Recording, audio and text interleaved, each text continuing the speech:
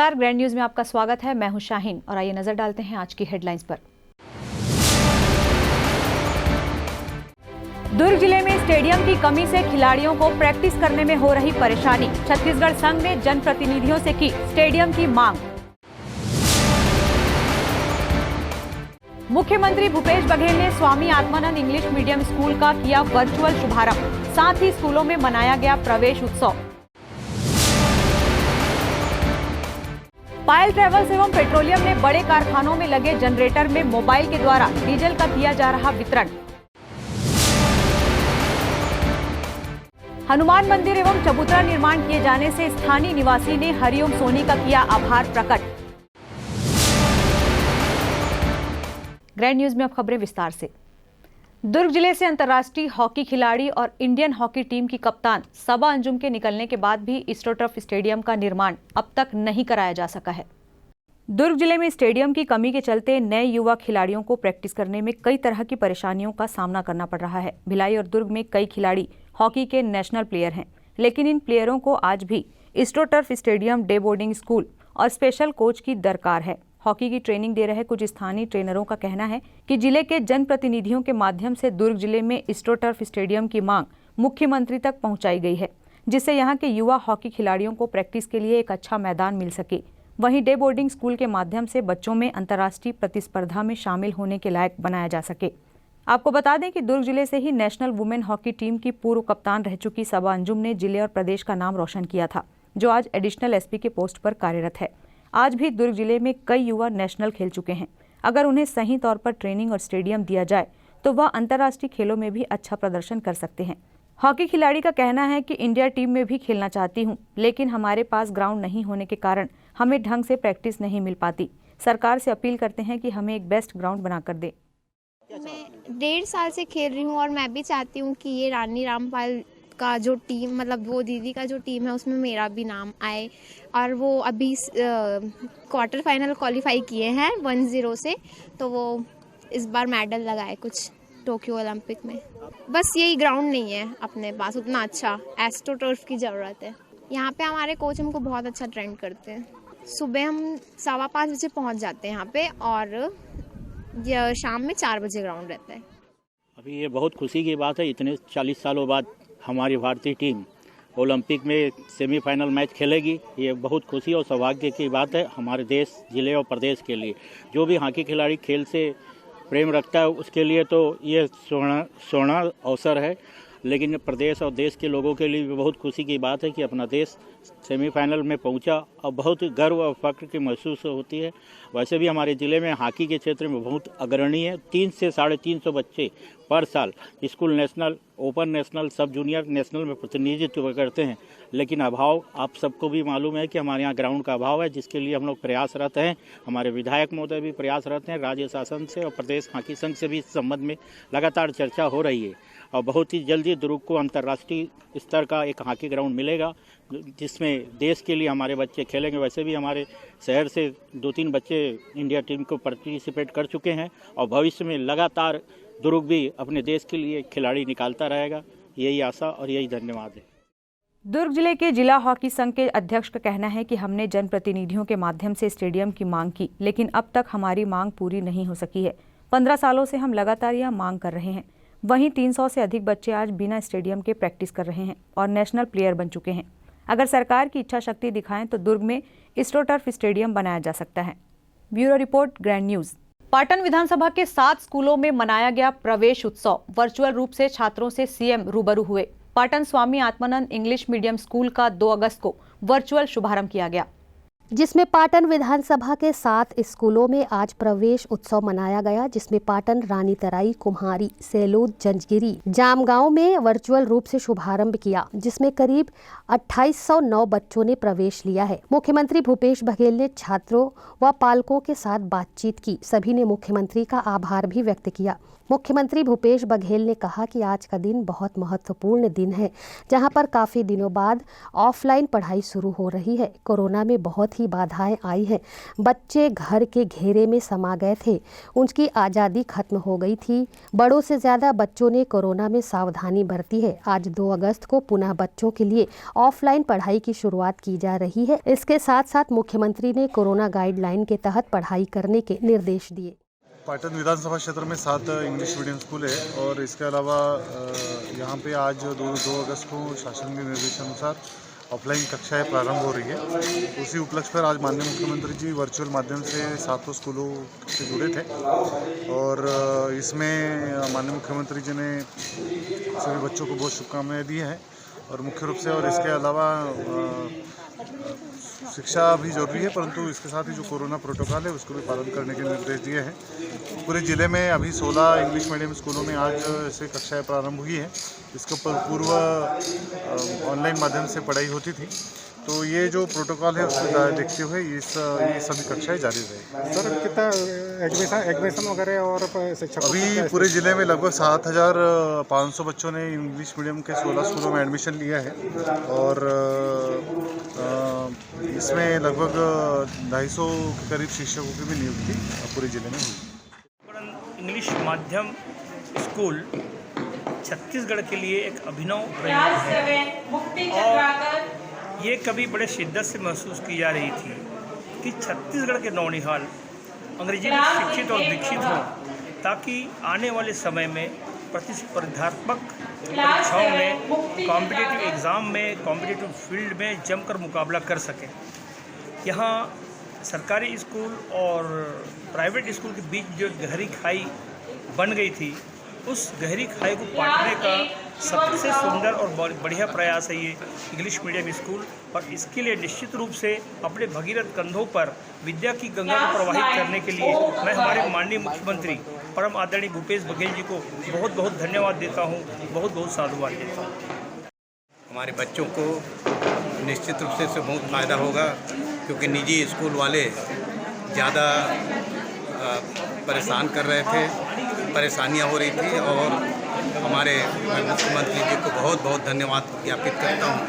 उन्होंने हम जो छत्तीसगढ़िया जो किसान जो लोग हैं किसानी एरिया में इंग्लिश मीडियम स्कूल खोल करके उन्होंने जो हम लोगों को जो फ़ायदा दिया उसके लिए मैं उसको बहुत बहुत धन्यवाद देता हूँ। ग्रैंड न्यूज़ के लिए भिलाई से हर्ष सोनी के साथ अतुल शर्मा की रिपोर्ट। पायल ट्रेवल्स एवं पेट्रोलियम ने डोर स्टेप डीजल वितरण योजना की शुरुआत की है, जिसके प्रारंभ होने से अब अस्पताल, मॉल और बड़े कारखानों में लगे जनरेटर में मोबाइल वैन के द्वारा डीजल वितरण किया जाएगा। आपका डीजल आप तक भारत पेट्रोलियम कॉर्पोरेशन द्वारा डोर स्टेप डीजल वितरण योजना की पहल की गई है। इस योजना के तहत कारखानों में स्थापित बड़ी मशीनों, अस्पतालों और मॉल में कार्यरत जनरेटर जिन्हें डीजल की आवश्यकता अधिक होती है, इन मशीनों की आवश्यकता को पूर्ण करने के लिए पायल ट्रेवल्स ने फ्यूल आप तक पहुंचाने के लिए मोबाइल डीजल वितरण की पहल की है, जिसके माध्यम से अब पेट्रोल पंप तक जाने की आवश्यकता लोगों को नहीं पड़ेगी और डीजल कारखानों, मॉल और हॉस्पिटल तक मोबाइल वैन के माध्यम से पहुंचेगा। इस नई योजना के संदर्भ में पायल ट्रेवल्स के संचालक पीयूष देश लहरा ने कुछ इस तरह की जानकारियां दी। आपका फ्यूल आप तक करके एक पहल हमने की है, जिसमें जो भारी मशीनरी हैं, जो हॉस्पिटल में जनरेटर लगे हैं, मॉल में जनरेटर लगे हैं, जिन तक डीज़ल ले जाने में सभी को परेशानी होती है, जिसकी वजह से डीज़ल का वेस्टेज भी होता है और ड्रम्स में ले जाने से वो आग पकड़ने की उसमें रिस्क भी रहता है। तो ये सारी चीज़ों को ख़त्म करने के लिए हमने यह एक टैंकर बनवाया है। इसकी क्षमता 3000 लीटर है और यह कहीं भी कभी भी जा कर के डीज़ल डिलीवर कर सकता है। इसमें डीज़ल की क्वालिटी, क्वांटिटी एवं उसका सही दाम मेंटेन रहता है। यह पूरा ऑटोमेशन से चलता है और इसमें कहीं भी किसी भी प्रकार की लीकेज होने की गुंजाइश नहीं है। यह 3000 लीटर का टैंकर है और 3000 लीटर कभी भी डिलीवर कर सकता है। जो मेन मुद्दा हमारा था वो ये था कि जो लोग ड्रमों में डीज़ल ले जाते हैं, तो वो ड्रम में अभी कभी भी कोई क्वांटिटी ठीक से चेक नहीं हो पाती है कि कितना डीज़ल आया है एग्जैक्ट। इसमें जैसा आप पेट्रोल पंप से डीज़ल ख़रीदते हैं, मीटर लगा हुआ है, वह मीटर आपको एग्जैक्ट क्वांटिटी भी बताएगा और डीज़ल की क्वालिटी भी मेंटेन रहती है। फिलहाल सही गुणवत्ता का डीजल अब कारखानों तक पहुंचाकर दिया जाएगा। इस प्रणाली से कृषि के क्षेत्र, अस्पताल, हाउसिंग सोसाइटी जैसी बहुत सी इकाइयों को लाभ भी मिलेगा। ग्रैंड न्यूज़ के लिए दुर्ग से वीना दुबे की रिपोर्ट। वार्ड नंबर 14 आवास के पीछे नवनिर्मित हनुमान मंदिर एवं चबूतरा निर्माण किया गया। साथ ही सावन के पावन महीने में विधि विधान के साथ हनुमान जी की पूजा अर्चना की गई। 2 अगस्त की सुबह से ही नगर निगम के द्वारा चबूतरा हटाने नगर निगम के तोड़ू दस्ते एवं प्रशासनिक टीम मौके पर पहुंची, जिसका यहां के निवासियों ने उनसे आग्रह किया कि हमें थोड़ा समय दिया जाए हनुमान मंदिर के इस चबूतरे को कहीं अन्य स्थान पर ले जाने के लिए। लेकिन नगर निगम के अतिक्रमण हटाओ टीम ने किसी भी प्रकार का समय देने से इनकार कर दिया। परेशान होकर स्थानीय लोगों ने जनप्रतिनिधि छत्तीसगढ़ प्रदेश किसान कांग्रेस के प्रदेश महासचिव एवं दुर्ग जिला प्रभारी हरिओम सोनी को फोन पर घटना की जानकारी दी। हरिओम सोनी ने तत्काल मौके स्थल पर पहुंचकर नगर निगम की टीम से निवेदन किया कि आप थोड़ा समय दें। नगर निगम की टीम ने कहा, आप जो करना चाहते हैं तत्काल कर लें। हरिओम सोनी ने नगर निगम भिलाई आयुक्त महोदय से प्रार्थना की कि हमें थोड़ा समय दिया जाए, हम हनुमान मंदिर और चबूतरा को स्वयं कहीं पर शिफ्ट कर लेंगे। सर्वप्रथम मैं यह बताऊंगा कि वार्ड नंबर 14 में यह अपना बॉम्बे आवास है। बॉम्बे आवास के पीछे जो शराब भट्टी बनी हुई है उसके पीछे में कॉलोनी में एक मंदिर का निर्माण हुआ था। हनुमान जी के एक मंदिर का निर्माण और चबूतरा का निर्माण हुआ था। तो चूंकि वहां पर निगम के द्वारा उनको अतिक्रमण हटाने के लिए पूरी दल और पूरी टीम पहुंच चुकी थी, उनसे वो लोगों के द्वारा फोन से मुझे जानकारी मिली कि वहां पर मंदिर और चबूतरा को हटाया जा रहा है। तो मैं तत्काल वहां पर पहुंचकर मैंने उनसे अनुरोध किया और विनती की नगर निगम की टीम को कि आप थोड़ा सा रुक जाइए, 15 मिनट रुक जाइए, हमें थोड़ा सा हम अपने तरीके से बात करते हैं, फिर जहां भगवान को व्यवस्थित करना होगा वहां व्यवस्थित करेंगे। तो उसको लेकर फिर मेरे माननीय हमारे आयुक्त महोदय जी को मैंने कांटेक्ट किया और हमारे उनसे अपनी बातों को रखा। और क्योंकि जन भावनाओं से जुड़ी हुई है मंदिर, सबका सम्मान का स्थान है, सभी लोग उनको सम्मान करते हैं, तो मैंने माननीय आयुक्त साहब से मैंने रिक्वेस्ट किया और उन्हें अनुरोध किया कि हमें कुछ समय दिया जाए, जिससे हम अपने तरीके से प्रभु को हम कहीं पर व्यवस्थापित कर सके। क्योंकि जन भावनाओं से जुड़ा हुआ और वहां के लोगों की आस्था है कि भगवान मंदिर का स्थापना होना चाहिए। तो इन बातों को देखते हुए हमारे जोन कमिश्नर और आयुक्त साहब ने बातों को गंभीरता से लिया और विनय और प्रार्थना को स्वीकार किया और उसने कहा कि ठीक है, एक काम करिए, आप अपने भगवान को कहीं पर भी स्थापित कर सकते हैं। तो मैंने उनसे प्रार्थना किया और उनसे अनुरोध किया, हाथ जोड़कर प्रार्थना किया कि आयुक्त महोदय हमें अब कहीं पर भी हम भगवान हनुमान जी के स्थापना के लिए कम से कम 100-150 गज का एक जमीन हम लोग को दे दिया जाए, जिससे मोहल्ले वासी वहां पर पूजा पाठ कर सके और वहां पर शांति बनी रहे। इसी को लेकर मैं माननीय आयुक्त महोदय और जोन कमिश्नर जी से प्रार्थना करता हूं कि कम से कम थोड़ी सी दया करें और हमारी भावनाओं को समझे और लोगों की जन भावनाओं को समझे और उन भावनाओं को समझते हुए भगवान महावीर जी का कहीं पर भी स्थापना करने के लिए, भगवान हनुमान जी का स्थापना करने के लिए थोड़ी सी जगह प्रदान करें, जिनमें जन भावनाओं का सम्मान हो। और मैं आयुक्त महोदय जी को पुनः धन्यवाद देता हूं, जोन कमिश्नर जी को मैं पुनः धन्यवाद देता हूं कि जो बातों को रखे और जन भावनाओं की बातों को रखे और वहां के लोगों की विचारों का सम्मान किए। इनके लिए उन्हें बारम्बार बधाई, मैं हृदय से उन्हें धन्यवाद देता हूं, आभार प्रकट करता हूं। यहाँ इस क्षेत्र में बॉम्बे हाउस के आसपास में 3 धार्मिक स्थल जो है बिना अनुमति के विधिवत तरीके से निर्माण नहीं किया गया।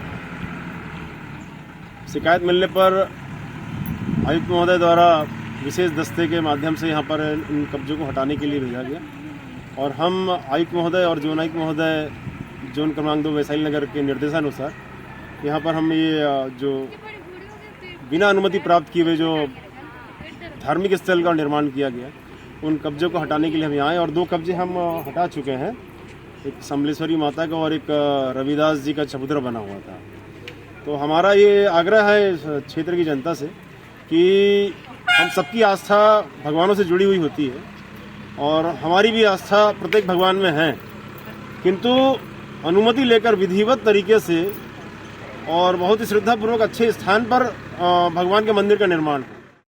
सर, ये मंदिर हम लोग किसी कब्जा करने के उद्देश्य से नहीं किए थे। यहाँ पर लोग ना, यहाँ दारू भट्टी है पास में, वहाँ के लोग एकदम गार्डन जैसे समझ के रखते हैं और आके दारू पीते।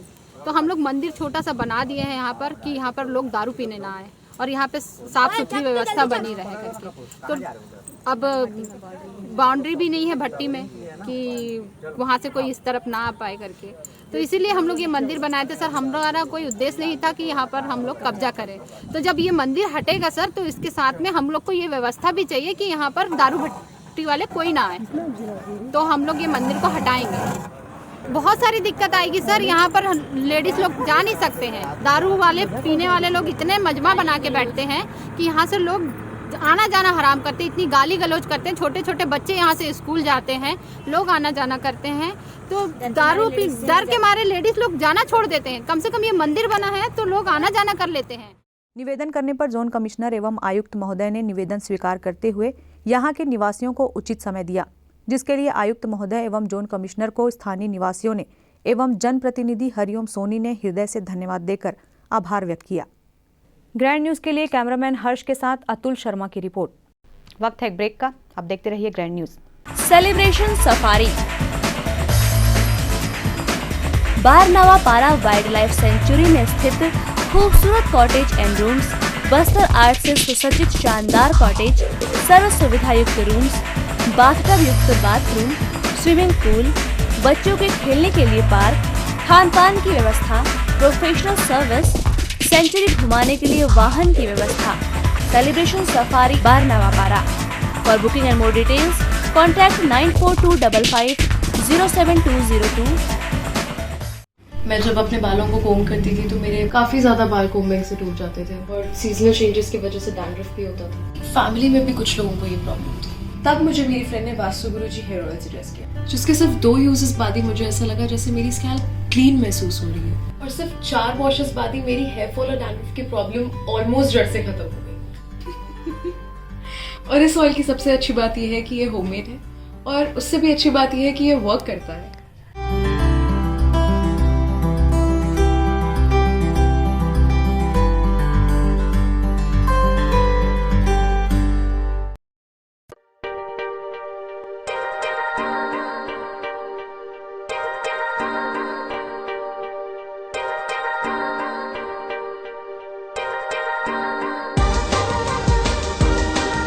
Relationships are forever.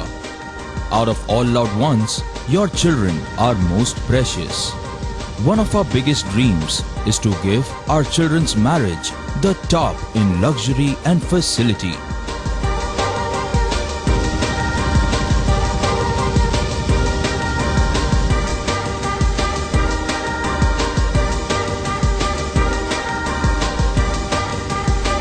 In today's busy life, you cannot afford to take time out for everything to be perfect for your marriage. And you cannot compromise on quality of service for your guests. Our customized marriage packages are made just according to your wish. This presentation will acquaint you with the different luxury packed marriage packages available. This package has an elaborate menu with 60 mouth-watering items. Bharat Swagat including welcome drink, snacks and sweets. A breathtakingly decorated welcome gate and the arena decorated with flowers. To give you the best colors in view, we organize special light effects for all areas. We take care of decorating the groom's car to its best attire and exclusive DJ beats for extreme fun and valet parking to make your guests feel like an emperor. Our exclusive add-ons give you unlimited freedom to customize your ceremony to its best.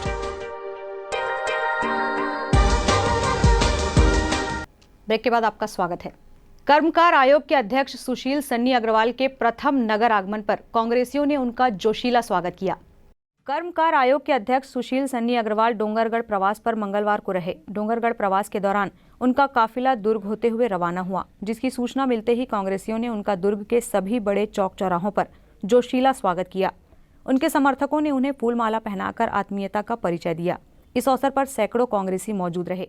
सबसे पहले आपके channel के माध्यम से माननीय मुख्यमंत्री श्री भूपेश बघेल जी को धन्यवाद देना चाहता हूँ कि मुझ जैसे छोटे से ट्रेड यूनियन लीडर को एक बहुत बड़ी जिम्मेदारी दी गई है।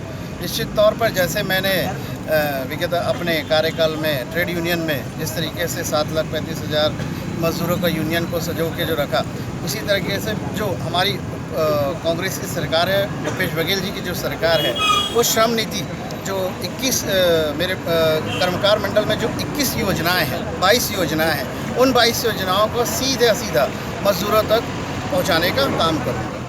मीडिया से बातचीत के दौरान कर्मकार आयोग के अध्यक्ष सुशील सन्नी अग्रवाल ने प्रदेश के मुखिया भूपेश बघेल का आभार जताया और कहा कि कर्मकार मंडल में 22 योजनाओं को मजदूरों तक पहुंचाने का प्रयास उनके द्वारा किया जाएगा। ग्रैंड न्यूज के लिए दुर्ग से वीना दुबे की रिपोर्ट। 5 अगस्त को नगर निगम दुर्ग में आयोजित होगी सामान्य सभा, जिसे लेकर विपक्ष भाजपा पार्षदों ने बनाई रणनीति। नगर निगम दुर्ग की सामान्य सभा 5 अगस्त को आहूत की गई है। लंबे समय बाद आयोजित इस बैठक में सत्ता पक्ष को घेरने के लिए विपक्षी दल भाजपा ने बैठक आयोजित कर रणनीति पर मंथन किया। इस दौरान उपस्थित पार्टी के वरिष्ठ नेताओं ने पार्षदों को सत्ता पक्ष पर जनहित के मुद्दों पर हमला करने के संबंध में टिप्स दिए। बैठक में भाजपा नेताओं ने कहा कि कांग्रेस शासित निगम की विफल पर मुद्दे को सदन में प्रमुखता से उठाया जाए। बजट की खामियों को उजागर करने पर भी भाजपा पार्षदों ने विचार विमर्श किया। नेता प्रतिपक्ष अजय वर्मा की अध्यक्षता में आयोजित इस बैठक में सभी पार्षदों ने बजट का विभागवार अवलोकन कर उनमें हुई खामियों को चिन्हांकित कर सत्ता पक्ष को घेरने का निर्णय लिया गया। इस अवसर पर प्रदेश भाजपा मंत्री उषा टावरी ने सभी पार्षदों को कहा कि सदन में सभी 16 पार्षद एकजुट होकर प्रत्येक मुद्दों पर प्रमुखता से सत्ता पक्ष से जवाब मांगे, ताकि सदन में भाजपा की आवाज गूंजे। इसके लिए बजट सहित तमाम एजेंडों का सूक्ष्मता से अवलोकन कर सदन में जाएं। नेता प्रतिपक्ष अजय वर्मा ने बजट पुस्तिका को लेकर भी पत्रकारों से चर्चा के दौरान कुछ ऐसी बातें कही। भारतीय जनता पार्टी के पार्षदों के दबाव के कारण चलिए आखिरकार महापौर जी ने सामान्य सभा तो बुलाई। उनकी ढिलाई का ये आलम रहा कि राजनांदगांव 1 महीने पहले कर चुका है। हमने इसकी तैयारी के लिए जनता की पीड़ा को बेहतरी से रख सकें, इसलिए अपने 16 पार्षदों की बैठक बुलाई थी और उसमें हमारे वरिष्ठ नेतागण आदरणीय चंद्रिका चंद्राकर जी, उषा टावरी जी, दिनेश देवांगन जी और जो विषय विशेषज्ञ थे उन्होंने हमें जानकारियाँ दी और इस शहर को पीड़ा को हम बेहतरी से सदन में रखेंगे।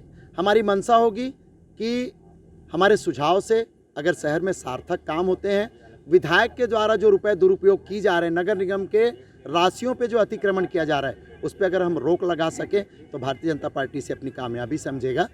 बजट पुस्तिका जो अभी आई है, पिछली बजट में मैंने सुझाव दिया था कि 5 कॉलम का बजट, जिसमें पिछले 2 वर्षों में वास्तविक क्या खर्च हुआ, पिछले वर्ष में अनुमानित क्या खर्च हुआ और आने वाले वर्ष में हम क्या करेंगे, ये सरलता से समझने वाला बजट पुस्तिका बनाया जाता है, जिसको इस बार भी जानकारियाँ छुपाने के कारण उन्होंने ऐसे 4 कॉलम का बनाया जिसे आम पार्षद को समझ पाना दुरूह है, नहीं समझ पाएंगे। ये इसका कारण ये है कि वो जानकारियां छुपाना चाहते हैं और अपने द्वारा जो की गई घपलेबाजी है, घोटालेबाजी है, उस पे पर्दा डालने के लिए इस तरीके के बजट का निर्माण किया जाता है। इसको लेकर हमने पिछले बार ही कहा था और इस बार भी हम विरोध करेंगे कि आप जानकारियां अगर मुझे देना चाहते हैं तो पूरी दीजिए, नहीं तो बहुमत है, आपका राज है, जनता ने आपको सौंपा है, आप निरंकुश होकर काम कीजिए। चाहे आप 300 पेड़ों को कटवा लीजिए, चाहे आप गायों को खुला छोड़ दीजिए, चाहे कुत्तों के बढ़ियाकरण में घोटाला कर लीजिए, चाहे पार्किंग के अपराधियों को छोड़ दीजिए, पर हमें जनता ने जो ड्यूटी सौंपी है उसे पूरा करेंगे हम और जनता की आवाज़ को सदन में उठाएंगे। तो मैं आपको बताऊं, ऐसी खामियां हैं कि 1.5 वर्ष से एक ईंट नहीं लगी है हमारे वार्ड में और एक मुख्य मार्ग, वो सिर्फ मेरे वार्ड का नहीं है, आने वाले 5 वार्डों से 6 वार्डों को प्रभावित करता है। उसके मुआवजा देने की प्रक्रिया को तो अपनाया नहीं गया, न राज्य शासन से पत्र व्यवहार किया गया और उसको परमिशन देके उस रोड को, मुख्य मार्ग को बंद कर दिया। तो आपका प्रमुख मुद्दा सदन में यही रहेगा? मेरा प्रमुख मुद्दा गौठान, जो आज मवेशी आवारा घूम रहे हैं, लोगों का एक्सीडेंट हो रहा है, हाथ पैर टूट रहे हैं, उनकी तरफ कोई ध्यान नहीं है। मुख्यमंत्री जी का ड्रीम प्रोजेक्ट है और शहर सरकार कांग्रेस की ही है, लेकिन उन्हें ध्यान नहीं दे रहे मुख्यमंत्री जी के ड्रीम प्रोजेक्ट पे भी। सामान्य सभा से लेकर के हम लोग आज जैसे तैसे तो सामान्य सभा का टाइम फिक्स किया गया माननीय महापौर जी के माध्यम से। आज हम चाह रहे हैं सामान्य सभा के माध्यम से मेरे वार्ड में जो आज पानी को लेकर के इतनी किल्लत और इतनी मुश्किल, लोग डबरा में पानी पी रहे हैं, ऐसे ऐसे लोग हैं जो आज पानी भरेंगे 3 दिन 4 दिन तक उस पानी को चला रहे हैं। मेरे वार्ड में जो पानी की ऐसी जटिल समस्या है, इस समस्या को लेकर के मैं सामान्य सभा में अपनी आवाज़ उठाऊंगा और देखता हूँ मेरी आवाज़ कहाँ तक सुनी जाती है और लोगों के जहन तक जाती कि नहीं जाती। माननीय महापौर जी, विधायक जी और हमारे कमिश्नर महोदय जी तक मेरी आवाज़ पहुँचती कि नहीं पहुँचती, सुनेंगे, देखेंगे, समझेंगे। सामान्य सभा को लेकर विपक्षी पार्षदों ने भी न्यूज टीम को अपनी प्रतिक्रिया दी। बाइट अजय वैद, पार्षद नगर निगम दुर्ग। ग्रैंड न्यूज के लिए आनंद सिंह राजपूत की रिपोर्ट। दुर्ग जिला भारतीय जनता पार्टी के मीडिया प्रभारी KS चौहान ने बताया कि राज्य में 2 अगस्त से स्कूलों को प्रारंभ तो कर दिया गया है। आज की स्थिति को देखते हुए बच्चों को स्कूल भेजा जाना क्या सुरक्षित है? पिछले 1.5 सालों में हमने देखा है कि कोरोना महामारी के चलते चिकित्सालयों की क्या स्थिति रही है। ऑनलाइन पढ़ाई में भी 22% लोग ही इसका लाभ ले पाए हैं। शहर की अपेक्षा गांव में तो और हालत खराब है। गांव में बिजली की समस्या सबसे बड़ी है और बारिश के दिनों में तो सांप बिच्छू सड़कों पर घूमते नजर आते हैं। देखिए, किसी भी अभिभावक के लिए उसके बच्चे अमूल्य होते हैं।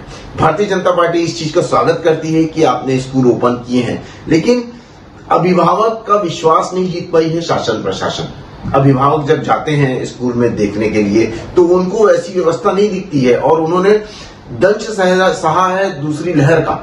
उन्होंने अपने आपके अस्पतालों की व्यवस्था देखी हुई है और उसके बाद वो कैसे विश्वास कर लें स्कूलों में कि हमारे बच्चे सुरक्षित रहेंगे। आज बहुत ज्यादा प्रॉब्लम है शिक्षा में, क्योंकि आप सिर्फ 22% लोग तक ही ऑनलाइन शिक्षा और इंटरनेट फैसिलिटीज पहुंचा पाए थे। आज प्रॉब्लम शहरी क्षेत्र में नहीं है, प्रॉब्लम ग्रामीण क्षेत्रों में है और हमारे मंत्री, विधायक और महापौर जी शहरी क्षेत्रों के स्कूलों का भ्रमण कर रहे हैं और वहां पर फोटोएं खिंचा रहे हैं। आपको प्रॉब्लम देखनी चाहिए ग्रामीण क्षेत्रों में। ग्रामीण क्षेत्रों में इलेक्ट्रिसिटी की प्रॉब्लम है, सांप और बिच्छुओं की प्रॉब्लम है, बरसात के पानी का प्रॉब्लम है, सीलन की प्रॉब्लम है। यहाँ पर तो हम लोग एक नॉर्मल संक्रमण को ही नहीं रोक पाएंगे, वैसे ही बच्चे बीमार पड़ेंगे। ऐसी व्यवस्था में तो हम कोरोना को क्या रोकेंगे। भारतीय जनता पार्टी व्यापारी प्रकोष्ठ दुर्ग द्वारा सुपेला में परिचयात्मक बैठक आयोजित की गई। इस बैठक में आयोजित भारतीय जनता पार्टी व्यापारी प्रकोष्ठ के सारे पदाधिकारी उपस्थित होकर एक दूसरे से परिचय प्राप्त किए। भारतीय जनता पार्टी व्यापारी प्रकोष्ठ के पुरुषोत्तम देवांगन ने राज्य सरकार पर आरोप लगाते हुए कहा कि सरकार ने व्यापारियों के साथ छलावा कर धोखा दिया है। चुनाव के पहले सत्ता में आने के लिए व्यापारियों के लिए बड़े बड़े वायदे किए गए थे, मगर आज सत्ता में आए हुए 2.5 वर्ष से ज्यादा समय हो जाने के बावजूद वादा पूरा नहीं किया गया, जिसे व्यापारियों में काफी रोष है। किए गए वादे को पूरा कराने व्यापारियों द्वारा अभियान चलाकर विरोध किया जाएगा। दूसरा जिला संयोजक आपका सभी का स्वागत करता हूँ। आज यहाँ पर बैठक रखा गया है, इसमें सभी भाई बंधु आए हुए हैं। एक दूसरे का परिचय हो रहा है, उनकी नीति है उससे अवगत कराया गया है और सभी से मतलब भविष्य में आशा करता हूँ सभी अपना साथ देंगे पार्टी के प्रति और पार्टी को मजबूत करने में सहयोग प्रदान करेंगे। आज भारतीय जनता पार्टी भिलाई जिला व्यापारी प्रकोष्ठ का परिचयात्मक बैठक सुपेला होटल में रखी गई है, जिसमें व्यापारी प्रकोष्ठ की घोषणा की प्रथम बैठक है और जिसमें सारे पदाधिकारी व्यापारी प्रकोष्ठ के यहाँ पर उपस्थित हुए और एक दूसरे का परिचय जो है परिचयात्मक बैठक में हुई है। व्यापारी प्रकोष्ठ के जिला के संयोजक भाई मधु शाह और सह संयोजक भाई जो है अजय हमारे जो है जैन जी और हमारे जिला के मंत्री भाई जो है रामानंद मौर्या जी, सह संयोजक भाई जो है विजय देवांगन जी और तमाम पदाधिकारी यहाँ पर उपस्थित थे। आज भारतीय जनता पार्टी के नीति रीति से सभी लोगों ने वाकिफ भी हुए और प्रदेश में जो प्रदेश सरकार के द्वारा व्यापारी को साथ में जो छलावा किया गया है और जो है उसके साथ में धोखा दिया गया है, बहुत सारी वादाएं जो है प्रदेश सरकार ने की थी किंतु उसको पूरा नहीं किया है। उसके लिए कहीं ना कहीं व्यूह रचना बना करके व्यापारी प्रकोष्ठ भी एक अलग से अभियान चला करके प्रदेश सरकार की नाकामी को उजागर करेगा। ऐसा जो है इस बैठक में जो है सारी लोगों ने एक दूसरे से चर्चा कर जो है प्रस्ताव पारित किया है और आगामी जो है व्यापारी प्रकोष्ठ के कार्य समिति की बैठक के लिए भी जो है इन्होंने चर्चा की है, जिसमें आगामी 15 अगस्त के बाद में कार्य समिति की बैठक भी होगी और लगातार व्यापारी प्रकोष्ठ की भूमिका इस बार जो है बहुत ही अच्छे ढंग से परफॉर्मेंस इस बार जिला भाजपा भिलाई में दिखेगा और इसी को लेकर के आज प्रचारात्मक बैठक हुई है। सेक्टर 6 भिलाई में Swami Atmanand English medium school में सोमवार को 8वीं, 10वीं, 12वीं की पहली क्लास संचालित की गई। इस मौके पर भिलाई विधायक देवेंद्र यादव, जिलाध्यक्ष तुलसी साहू समेत कांग्रेस के अन्य पदाधिकारी मौजूद रहे। 2020 के कोरोना के पहले लहर के साथ ही प्रभावी रूप से पूरे भारत में स्कूलों को बंद कर दिया गया था, जिसके बाद से ही बच्चों को घर बैठे ऑनलाइन शिक्षा मुहैया करवाई गई। लेकिन छत्तीसगढ़ की राज्य सरकार ने पूरे 1 साल बाद सोमवार से 50% बच्चों के साथ स्कूल में शिक्षा प्रारंभ कर दी है। इस दिशा में राज्य शासन द्वारा सेक्टर 6 भिलाई में Swami Atmanand English medium school में सोमवार से स्कूली शिक्षा प्रारंभ कर दी गई है। बहरहाल सेक्टर 6 इंग्लिश मीडियम स्कूल का यह दूसरा वर्ष है, लेकिन कोरोना की वजह से इसका अनावरण अभी तक नहीं हो पाया था। जिसका आज विधायक देवेंद्र यादव, जिला अध्यक्ष तुलसी साहू की मौजूदगी में अनावरण किया गया। साथ साथ इस मौके पर स्कूली छात्र और शिक्षकों को विधायक द्वारा बधाइयां दी गई। वहीं छात्रों ने ऑफलाइन के संचालन को लेकर अपनी खुशी जाहिर की। इसी दौरान विधायक देवेंद्र यादव ने अपनी प्रतिक्रिया देते हुए भूपेश सरकार का धन्यवाद दिया और कहा कि बच्चों को यह अवसर मिला है, इस अवसर को भुनाने की आवश्यकता है ताकि वह देश और राज्य का नाम रोशन कर सके। बहरहाल बच्चों को मौके पर कोरोना से सुरक्षा संबंधी बातें बताई गई और जिला प्रशासन की तरफ से मास्क, सैनिटाइजर का भी वितरण किया गया। और अब जरूरी है कि शिक्षा के साथ साथ कोरोना वायरस से बचाव की शिक्षा भी बच्चों को समय समय पर दी जाए, क्योंकि यह समस्या अभी थमी नहीं है। ग्रैंड न्यूज़ के लिए कैमरा पर्सन हर्ष सोनी के साथ अतुल शर्मा की रिपोर्ट। ग्रैंड न्यूज़ की खबरों में फिलहाल इतना ही। अब इजाजत दीजिए। नमस्कार।